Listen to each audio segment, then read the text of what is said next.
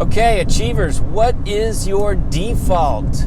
What is your default? I love this question because we all have one.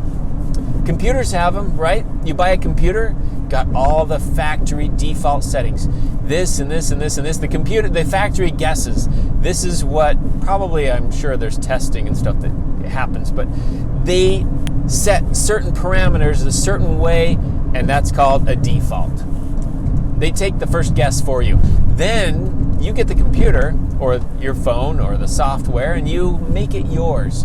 You change things around. You make the blue into a green, or you change the font, or you move the menu up to the top left instead of the this or that, right?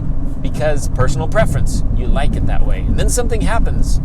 Your computer crashes, the software blows up, something happens, and it gets restored back to what? Factory default.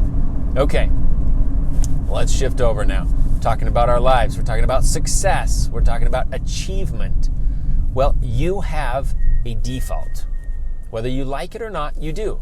And it came probably, I'm not a psychologist, it came to you at birth, and it's been shaped over the years by your environment, by where you spend your time, who you hang around, who you allow to influence your thoughts. Okay? That is your default. What is your default? Do you like it? Does your default make you feel just a little guilty? Because your default maybe, if you don't have anything to do with your time, maybe you just flip on a movie, or you start browsing your social media feed, or you surf Netflix to see if there's anything worthwhile. And maybe there's something that's just average, it's not really going to do much for your life, but it's just okay, it's not bad. So you watch it, 2 hours later, you're sitting there looking at it going, yeah, I could have done something better with my time, but that was entertaining. Well, that's kind of like, when you're really hungry and you're like, I want just like a big donut, a big fat, full of carbs and sugar and loaded with fat, tasty, juicy, greasy donut, or whatever adjectives you like with your dessert. At the end of that, you might get a little stomach ache. You might feel a little sick. Have you ever had that where you like crave something, you eat it, and then you're like, ugh, why did I do that? It's so funny. We all do it seems like. But that's because our default is that. Our default isn't a carrot. Oh man, I'm hungry. I got to get myself to a carrot, How many people have that default? Most of us have a default of, pizza or hamburger or this or that, even though they're not the best thing for us. Well, our minds are much the same way. What do we default to help our brains when we've got nothing better to do with our time? Somebody once said, show me what a man does when he has nothing to do, and I'll show you what kind of a man he is. Well, it's the same with women, kids, it doesn't matter. People, they're all like that. What do we do when we have nothing to do? That is your default. And I want you to pay attention to it. I want you to be aware of it.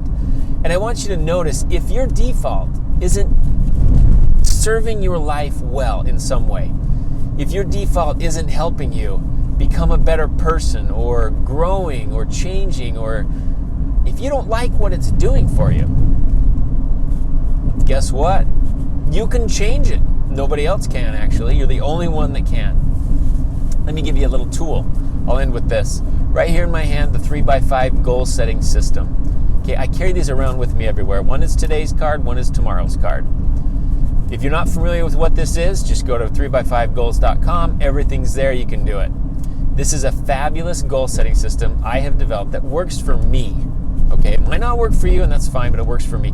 This has helped me change my default because it has focused my thoughts, and it has given me a streamlined, an action plan to start my day every day, and it's all written down. It's right here, and I carry it around with me all day long.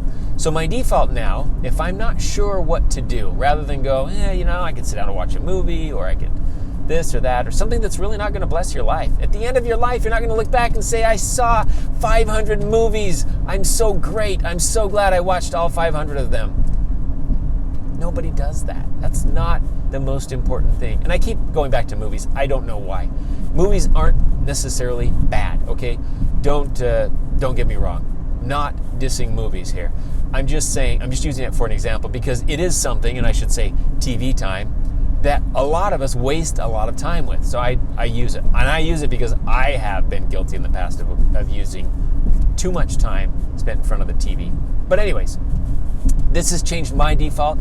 If you're not happy with yours, try this out. Or if you're not happy with it, you can just be aware and use your own planning system to always have something to fall back on. Always know what you're going to do if you don't know what to do. And then do that. And you'll be far less disappointed in your life and live a little less guilty at how you're spending your time. The older I get, the more valuable my time becomes. Isn't that true? I don't know if you've felt that yet. But if you start valuing your time, truly valuing your time, you'll change your default. And you'll make sure it's something that brings value to your life no matter what. When you don't have something to do, whatever it is, it's going to enhance your life. It could be spending time with kids. It could be playing a game. It could be meditation. It doesn't mean busy, productive, constantly 100% all day long. But it means doing good when you don't have anything else to do. You still pick something good, something that will bless your life. Try it. I challenge you.